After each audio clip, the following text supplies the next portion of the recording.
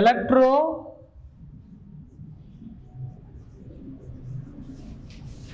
magnetism and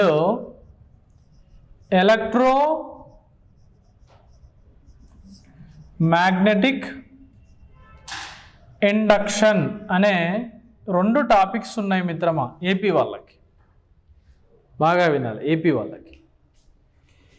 ఈ రెండు topics కలిపితే మనకి మ్యాగ్నెటిజం, ఈ రెండు టాపిక్లు కలిపితే తెలంగాణ వాళ్ళకి ఏంటిది కేవలం టీజీ వాళ్ళకి, ఈ ఏపీ వాళ్ళకి ఏమో ఇవి రెండు. అర్థమైందా? దీన్ని చూశాక మనం దీన్ని చూస్తున్నాం అంటే ఇది కూడా డీటెయిల్ ఆఫ్ స్టడీ అన్నట్టు. ఈ రెండు టాపిక్లు కలిపితే మనకి ఇది కదా. ఫస్ట్ మనం ఏం చూస్తున్నాం తెలంగాణలో? ఎలక్ట్రో మ్యాగ్నెటిజం చూస్తున్నాం. తర్వాత ఏం చూడాలి? ఎలక్ట్రో మ్యాగ్నెటిక్ ఇండక్షన్ చూడాలి. ఏం చూడాలి? Electromagnetic induction. అర్థమైందని చెప్పింది. ఇది టాపిక్. ఈ టాపిక్లో ఏపీ వాళ్ళతో పోలిస్తే ఈ టాపిక్లో మనకి చివరగా ఒక రెండు టాపిక్స్ ఉన్నాయి. అంటే ఈ సిలబస్ ప్రకారం. ఈ సిలబస్ మనకి ఎందుకు ఉపయోగిస్తారంటే ఏదైనా కదే, కానీ వాడు ఎందుకు అట్లా చెప్పిండో నాకు అర్థం కాలే ఏపీ పిల్లలకి. దీంట్లో ఒకటి ఉంది, ఏమిచ్చాడు? ఫ్లెమింగ్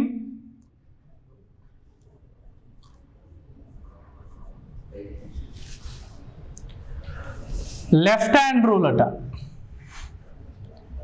ఎడమ చేతి నిబంధన అన్నాడు. దీన్ని తీసుకొచ్చేమో ఇక్కడ పెట్టిండు మ్యాగ్నెటిజంలో, కుడి చేతిని తీసుకెళ్ళి ఎలక్ట్రోమాగ్నెటిక్ ఇండక్షన్లో పెట్టిండు. కుడి చేతిని తీసుకెళ్ళి ఎడబెట్టిండు ఎలక్ట్రోమాగ్నెటిక్ ఇండక్షన్. సరే ఏది ఎట్లయినా కూడా మనకు నో ప్రాబ్లం, ఎట్లయినా కూడా చదువుకోవాల్సింది మనమే. ఫస్ట్ ఫ్లెమింగ్ ఎడమ చేతి నిబంధన గురించి చూద్దాం. ఎడమ చేతి నిబంధన అంటే ఏమొస్తుంది? ఇలా బొటన వేలు ఉంటుంది, అదే కదా. ఇలా బొటన వేలు ఉంటుంది. ఈ బొటన వేలు మోషన్ని తెలుపుతుంది. అంటే తంబ్ మోషన్ కాదా? మోషన్ తెలుపుతుంది. ఇక్కడ చూపించేటువంటి చూపుడు వేలు ఉంది కదా, చూపుడు వేలు మ్యాగ్నెటిక్ ఫీల్డ్ డైరెక్షన్ని తెలుపుతుంది.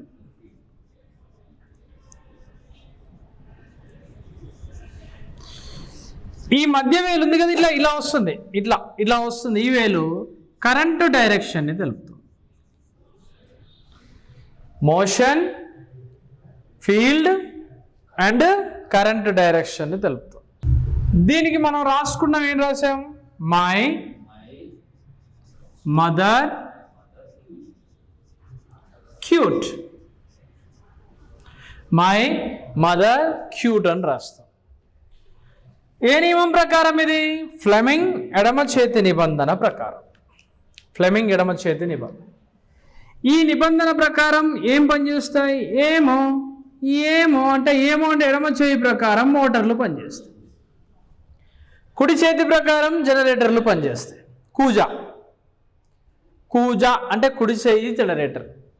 ఇదేంటిది? ఏమో అంటే ఎడమ చేయి మోటార్. ఇది ఒక ఫ్లెమింగ్ లెఫ్ట్ హ్యాండ్. ఇంకొక నిబంధన ఉంది, సోలినాయిడ్ అంట. ఏమంటామండి? సోలినాయిడ్.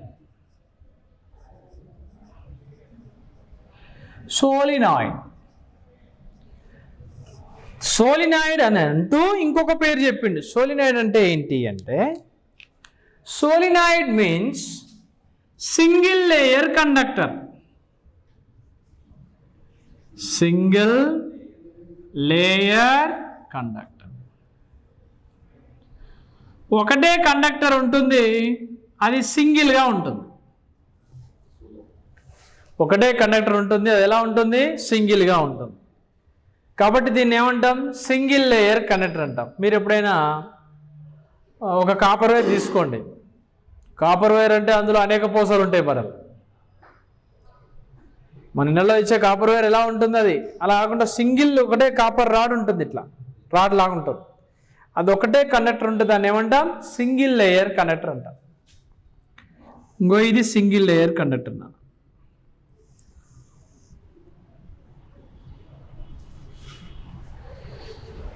ఈ సింగిల్ లేయర్ కండక్టర్కి నేనేం చేశానంటే ఒక వేరియబుల్ రెసిస్టర్ని పెట్టా.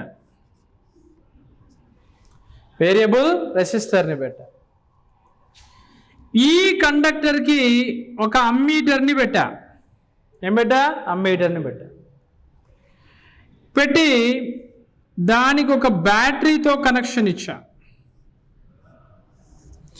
ఇచ్చి దానికి ఇలా ఒక ప్లగ్ పెట్టా.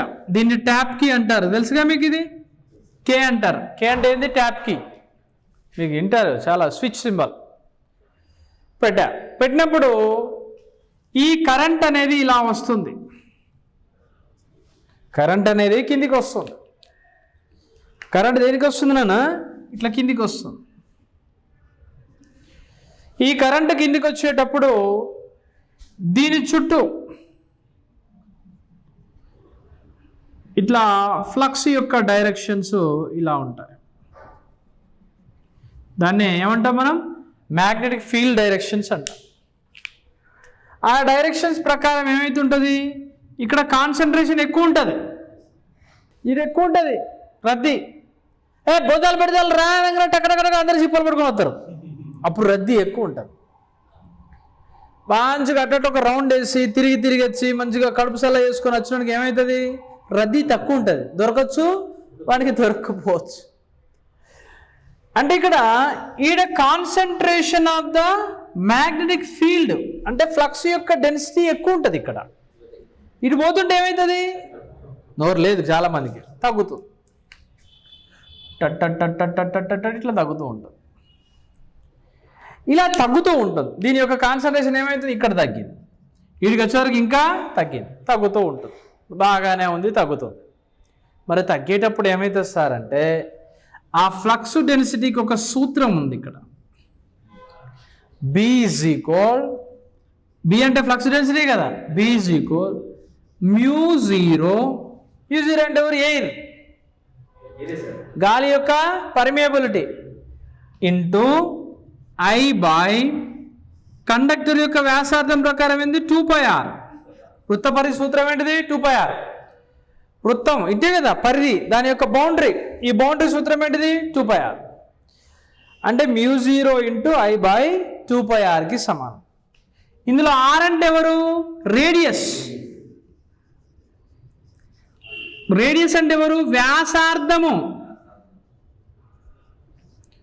రేడియస్ అంటే ఎవరు? వ్యాసార్థం. ఇదంతా ఏంటిది నాన్న? ఇంకో ఇదంతా వ్యాసార్థం, ఇది వ్యాసార్థం, ఇది వ్యాసార్థం. ఒకటే r తీసుకుంటాం అంటే ఇక ఈ బౌండరీ నుంచి ఇటు తీసుకొచ్చేదాన్ని r. పై అంటే ఎంత నాన్న? π = 22/7 లేదా 3.14. చాలా ఇంపార్టెంట్ ప్రిన్సిపల్ ఇది. మీకు ఇంటర్మీడియట్లో కానీ ఎక్కడో 10th కానీ మీకు నేర్పిస్తారు. 2πr అంటే μ0 ఈక్వల్స్ అంటే μ0 ఎయిర్ పర్మియబిలిటీ కదా. ఎయిర్ పర్మియబిలిటీ ఎంత నాన్న? 4π × 10⁻⁻⁷ h/m. I అంటే ఏంటిది మిత్రమా? కరెంట్. అయితే దీన్ని ఏమంటాడంటే రైట్ హ్యాండ్ రూల్ అంటాడు. అదేం సార్ ఇక్కడ లెఫ్ట్ హ్యాండ్ అని పెట్టింటే? ఇది రైట్ హ్యాండ్ రూల్. ఇది ఫ్లెమింగ్ ఎడమ చేతి నిబంధన. నేను ఏమని పలుకుతున్నా? రైట్ హ్యాండ్ రూల్ అనండి.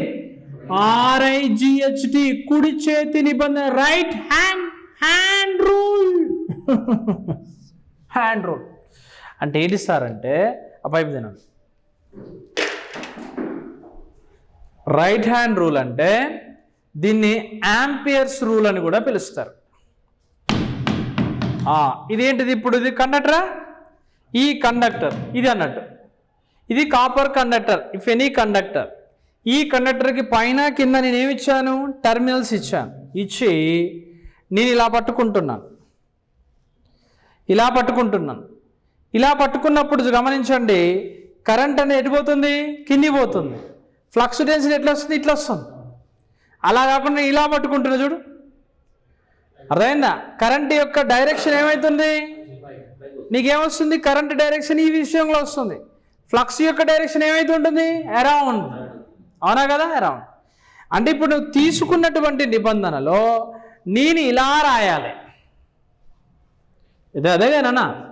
కరెంట్ ఇది కదా, నేను ఇట్లా అంటే ఇట్లా రాస్తే తప్పైతే ఇది right hand rule. Right hand రూల్లో కరెంట్ ఎడిపోతుంది, కిందికి చూడు, కిందికి పోతుంది. చేతి వేలు ఎడిపోతున్నాయి, ఇదే కదా. అంటే ఫ్లక్స్ ఎడిపోతుంది, అండ్ ఫ్లక్స్ ఇటువైపు, కరెంటు డైరెక్షన్ ఇటువైపు అయితే ఫ్లక్స్ యొక్క డైరెక్షన్ ఎడిపోతుంది ఇటు. ఈ రెండింటి మధ్య కోణం ఎంత ఉంటుంది, 90 degrees ఉంటుంది అని చెప్తాను. ఎన్ని డిగ్రీస్ ఉంటుందట, 90 degrees. అర్థమైందని చెప్పింది. ఇప్పుడు ఈ పాయింట్ అర్థమైందా? నేను ఇదే ఇప్పుడున్నాను, దీన్ని ఇట్లా పట్టుకొని ఇట్లా తిప్పాను, ఇది ఎంత ఇబ్బందికరంగా ఉన్నది. అందుకే దీన్ని సింపుల్గా ఇలా రైట్ హ్యాండ్ రూల్తో చెప్పడం జరిగింది. దీన్నే సోలినాయిడ్ అని పిలుస్తారు, సోలినాయిడ్ రూల్ అంటారు, దీన్నే రైట్ హ్యాండ్ రూల్ అంటారు, దీన్నే సింగిల్ లేయర్ కండక్టర్ రూల్ అంటారు, దీన్నే బీజీకోల్ ఏంటిది, μ0 I/2πrకి సమానం. ఇది ఏపీ పిల్లలకు పెట్టినటువంటి సిలబస్. ఈ కండక్టర్లో కాన్సన్ట్రేషన్ ఏమైతుంటుంది, రేడియస్ పెరుగుతూ ఉంటే తగ్గుతూ ఉంటుంది. అందుకే ఈ పాయింట్ నేను ఇప్పుడు వివరించదలుచుకున్నా. ఏ పాయింట్, ఆ ఈక్వేషన్ పాయింట్ని చూడదలుచుకున్నాం. ఇది చూడండి ఒకసారి. ఇప్పుడు B is directly proportional to I కదా. కరెంట్ ఎక్కువగా ఉంటే ఫ్లక్స్ కూడా డెన్సిటీ ఎక్కువగా ఉంటుంది. కరెంట్ తక్కువగా ఉంటే ఫ్లక్స్ డెన్సిటీ తక్కువగా ఉంటుంది. The flux density is inversely proportional to R. R అంటే రేడియస్ కదా, దూరము పెరిగింది, ఫ్లక్స్ డెన్సిటీ ఏమవుతుంది నాన్న, తగ్గుతుంది.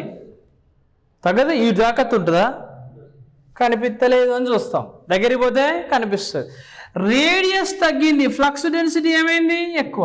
అందుకే ఇక్కడ ఎక్కువ ఉంటుంది, ఇక్కడ తక్కువ ఉంటుంది.